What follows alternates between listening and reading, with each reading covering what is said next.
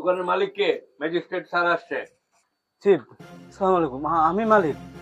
Police, আমি কোনো অন্যায় করছি না, আমি কোনো ভুল করছি? কি হয়েছে ম্যাডাম? আপনি রমজান মিয়া?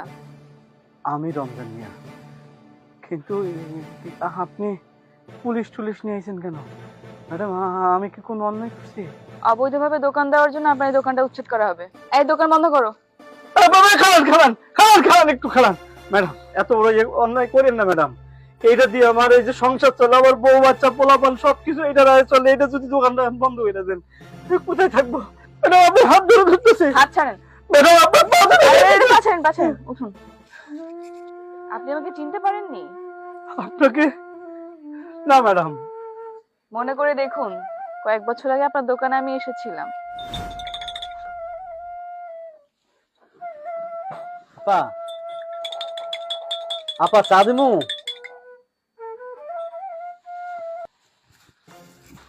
কাঁদতেছেন কে আপা? কি হয়েছে আপনার? আসলে ভাইজান, আগামীকাল থেকে আমার পরীক্ষা, আর পরীক্ষার ফিস জমা দেওয়ানোর আজকে লাস্ট ডেট। কিন্তু আমি এখনো টাকা ম্যানেজ করতে পারিনি। টাকাগুলো জমা দিতে না পারলে আমার এই পরীক্ষায় বসতে দিব না। আর আমি পরীক্ষা না দিলে তো আমার জীবনের স্বপ্ন, আশা, আকাঙ্ক্ষা সব শেষ। এই জন্যই কাঁদতেছি। আচ্ছা, একটু খাড়ান।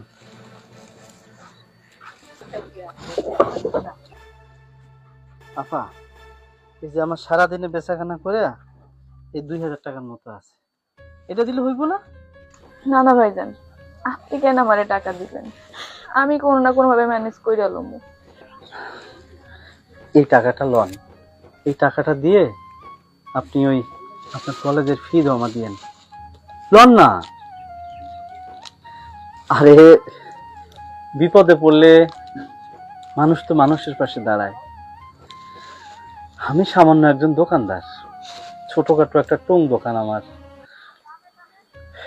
আমি মনে করছি যে আপনার এখন মস্ত বড় বিপদ। আপনার লেখাপড়া বন্ধ হয়ে যাইব, আপনার ভবিষ্যতের স্বপ্নটা নষ্ট হয়ে যাইব। লন, আজকে যদি আমি আপনার ভাই হইতাম, আপনি কি নিতেন না? ধরেন আমি একটা ভাই। লন তো লন, লন ধরেন। ধন্যবাদ ভাইজান, আপনি যে আমার কি উপকার করলেন আপনি নিজেও জানেন না। কিন্তু আমি আপনার কথা দিয়ে যাইতেছি, আমি প্রতিষ্ঠিত হইয়া আপনার এই ঋণ পরিশোধ করে যাব। আসি ভাইজান, আসসালামু আলাইকুম। ওয়ালাইকুম আসসালাম।